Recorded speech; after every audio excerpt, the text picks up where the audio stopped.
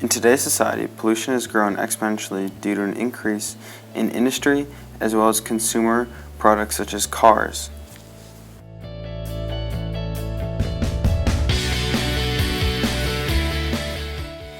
From 1970 to 2004, energy demand has increased sevenfold.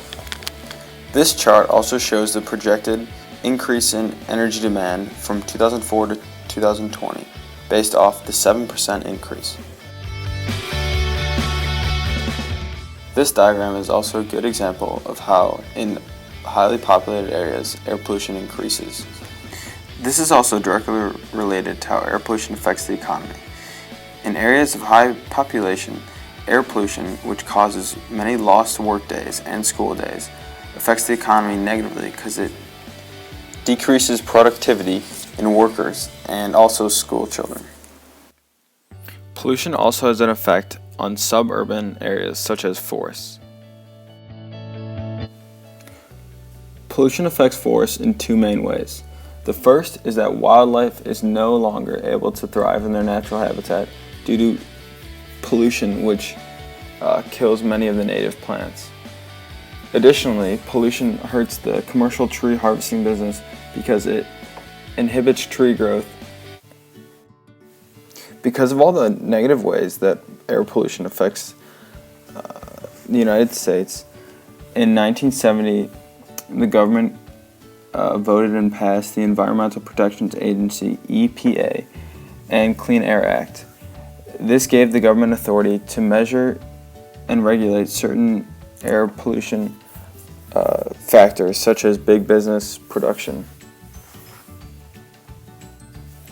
Later in 2005, under the Bush administration, the Energy Policy Act was passed.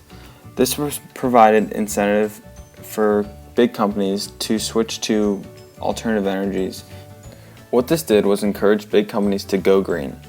They did this by offering loans and grants to encourage business to switch over from the old to the new green technology.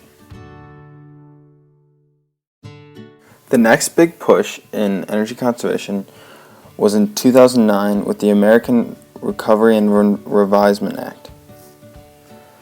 This deals with the investment in biofuels as well as wind and wave tidal energy under the Obama administration. The main goal of this act was to limit the amount of greenhouse gases. Therefore, a lot of companies that were invested in alternative modes of transport, such as the car company Tesla, were granted very large loans. Tesla was granted $465 million through the Obama loan guarantee under the 2009 American Recovery Revisement Act. In addition to this, Tesla also received $10 million from the state of California. Also, for every consumer that purchases a Tesla car, you get $7,500 from the government and an additional tax write-off from the state, which can allot to a maximum of $15,000 worth of cost off the initial price of your new Tesla. In a comparison of the pros and cons of alternative energies, the pros far outweigh the cons. Shown by this clip above, there are many other ways to harvest alternative energies. These energies can be used to apply to power cities and other machinery such as cars like the Tesla uses. Some other pros of alternative energies is that it creates many new jobs. It cuts out the middleman, allowing you to harvest your own energy and then use it.